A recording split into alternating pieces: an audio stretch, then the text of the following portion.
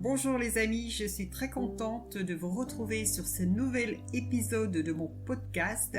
Aujourd'hui, je vais parler des mécanismes pervers narcissiques.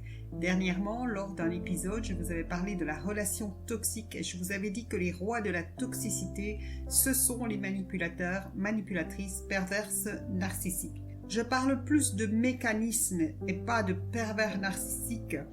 Pourquoi ? Pour la bonne et simple raison que l'on conjugue souvent ce titre aux hommes alors qu'il y a des femmes qui utilisent ces mécanismes. Bien sûr, je ne suis pas psychiatre et en aucun cas je ne peux vous apporter un diagnostic sur telle et telle personne. C'est une étude que j'ai faite par rapport à ce que vivaient mes clients et par rapport à ma propre expérience. Je vous fais part de tout ce que j'ai pu analyser, de tout ce que j'ai pu observer des comportements de ce type d'individus. Alors, tout d'abord, attention parce qu'il y a des degrés dans la perversité. Nous sommes tous un peu pervers. On a tous menti un jour pour se tirer d'affaire. On a fait du chantage. Nous, les parents, on est rois aussi là-dedans. On dit à nos enfants, finis ton assiette de légumes, sinon tu n'auras pas de dessert. On a peut-être dit parfois à quelqu'un, non mais t'as vu ce que t'as fait, mais t'es un idiot. Cela ne va pas faire de nous des pervers pour autant. Ce qui va caractériser ce type de comportement chez une personne, c'est un comportement sur du long terme. C'est-à-dire que cette personne-là va fonctionner de cette façon-là pratiquement tout le temps. Je compare aussi ce monde des pervers narcissiques au monde sportif. Pourquoi ? Parce qu'il y a des amateurs, des petits joueurs, et il y a de véritables professionnels qui vont utiliser leur quotient intellectuel souvent élevé dans l'art de manipuler. Attention également à ne pas coller une étiquette à la va-vite sur la tête de quelqu'un en l'entretenant de PN, car il y a des traits de cette personnalité perverse que l'on va retrouver également dans d'autres structures de personnalité. C'est vrai qu'on en entend un petit peu parler partout, ça fait des fois la une des journaux, c'est un phénomène de mode, donc soyons prudents. Dans la structure de personnalité paranoïaque, par exemple, on va se retrouver avec une personne qui a une hypertrophie du moi et qui va se sentir supérieure aux autres et qui peut être un véritable tyran domestique. Dans la structure obsessionnelle, nous avons une personne qui est dans le contrôle permanent de soi et des autres. C'est-à-dire que c'est une personne qui est sous pression et qui va stresser les autres. Cette personne va vouloir soumettre aux autres sa carte du monde qu'elle croit être la meilleure. C'est souvent aussi une personne qui est têtue, obstinée et qui a un petit peu un profil d'autoritaire. Ces traits de structure ne font pas de ces personnes des pervers narcissiques. Cette structure pervers narcissique, c'est donc le mélange, vous l'aurez compris, de la structure perverse qui est basée sur la perversité, le mensonge, la victimisation, la culpabilisation et cette structure narcissique. Quand je suis narcissique, je suis le nombril du monde. J'ai besoin que l'on m'admire. Tout m'est dû et j'ai un manque total d'empathie. Ce mélange est ambivalent car j'ai cette structure perverse qui est impure, un petit côté sombre, car je commets des actes immoraux et j'en obtiens de la jouissance.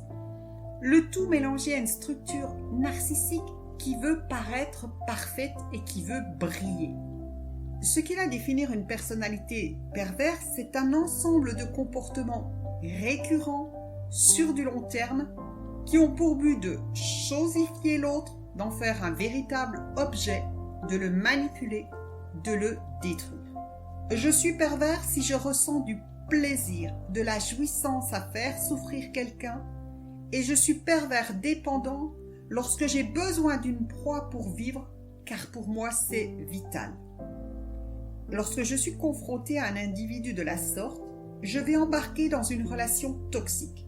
Si vous n'avez pas écouté l'épisode dans lequel je définissais ce qu'est la relation toxique, vous pouvez l'écouter afin de mieux comprendre. Je n'ai pas, dans cet épisode, réexpliqué ce qu'est la relation toxique.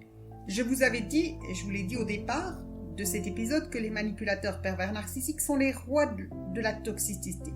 Donc, si je suis confrontée à ce type d'individu, et peu importe le domaine de vie concerné, je vais devoir me protéger afin de ne pas avoir trop de répercussions sur ma santé, aussi bien physique que psychologique.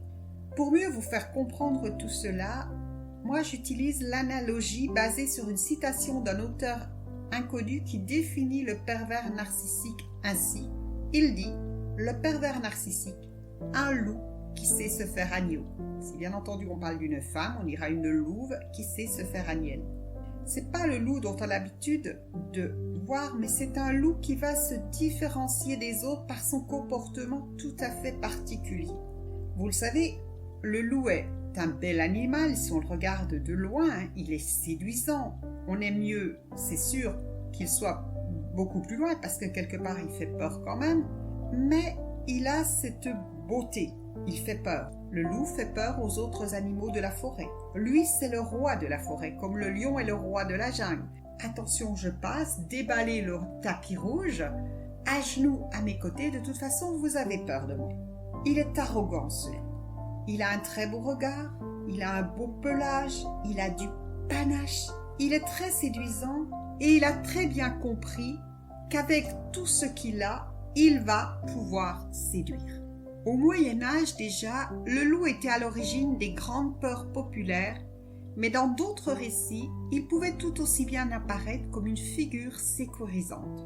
On retrouve bien ici cette ambivalence. Le loup fait peur, mais il peut aussi être sécurisant. Rappelez-vous bien de ceci pour la suite. Et puisqu'il est doté d'un flair très développé, il va aller flairer sa proie, il va la repérer et l'extraire du lot, il va la sélectionner. Quand un loup part à la chasse aux brebis, eh bien, il ne va pas s'attaquer à n'importe quelle brebis.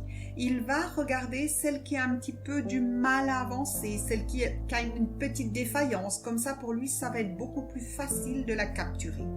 Et c'est alors que va démarrer cette relation toxique qui s'établit en plusieurs phases. Tout d'abord, il y a la phase de séduction.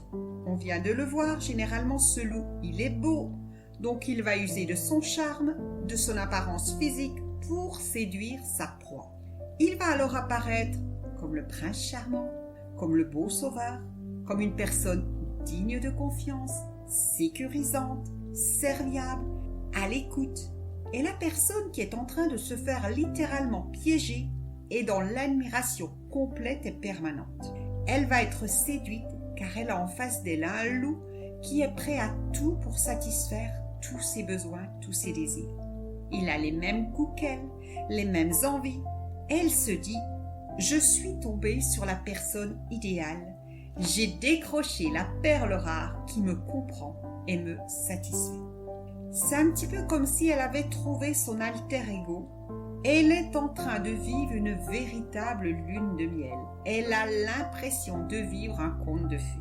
En plus de sa beauté, ce loup a aussi une autre arme fatale de séduction qui est la parole. Sa parole à ce loup, elle est séduisante, tout comme lui. Mais en plus, elle est fascinante, envoûtante, voire anesthésiante par moments. Et il a une capacité de persuasion qui est tout juste remarquable, car il hypnotiserait la terre entière. Notre proie est dans une phase d'admiration permanente. Ce loup, très rusé, va profiter de cet état pour la ferrer, c'est-à-dire qu'il va tisser autour d'elle une toile d'araignée invisible. Qu'est-ce que veut dire le mot ferrer? Ça veut dire prendre, appâter, capturer. C'est comme à la pêche. À la pêche, on va lancer un appât, le poisson va venir mordre à l'hameçon et on va le ferrer, le capturer. Dans notre cas ici, c'est quoi cet appât? Eh bien, c'est la séduction. C'est exactement la même chose qui va se passer. Et quand notre proie va se rendre compte qu'elle est attachée à des chaînes invisibles, eh bien, elle va avoir beaucoup de difficultés à s'en extraire. Suite à cette première phase de séduction, qui peut être plus ou moins longue, mais généralement elle est plutôt courte, va apparaître la phase de dévalorisation. Ça va être la phase la plus longue, car ce loup va prendre un malin plaisir à dévaloriser sa proie. Il va lui faire perdre toute son estime de soi, son amour de soi, son image de soi, sa confiance en soi, et il va assister à sa descente aux enfers, et c'est là qu'il va en extraire de la jouissance. Alors, on verra dans un prochain épisode quelles sont les différentes techniques stratégie de ce loup pour dévaloriser et faire perdre l'estime de soi à sa proie. Voilà, alors j'espère que cet épisode vous aura permis de comprendre comment ce manipulateur pervers narcissique, cette manipulatrice, s'apparente à ce loup. Et dans le prochain épisode, on va voir la deuxième phase un peu plus en détail. Voilà, alors surtout n'hésitez pas à vous abonner à ma chaîne de podcast. Ainsi, vous serez informé de la suite. Et puis, je vous dis à très bientôt pour cet épisode numéro 2 qui fait partie, il faut bien le dire, de la relation toxique. Voilà, je vous souhaite une excellente fin de journée. Et puis, à très bientôt sur mon podcast Aimer pour se libérer du passé et dire oui à la vie.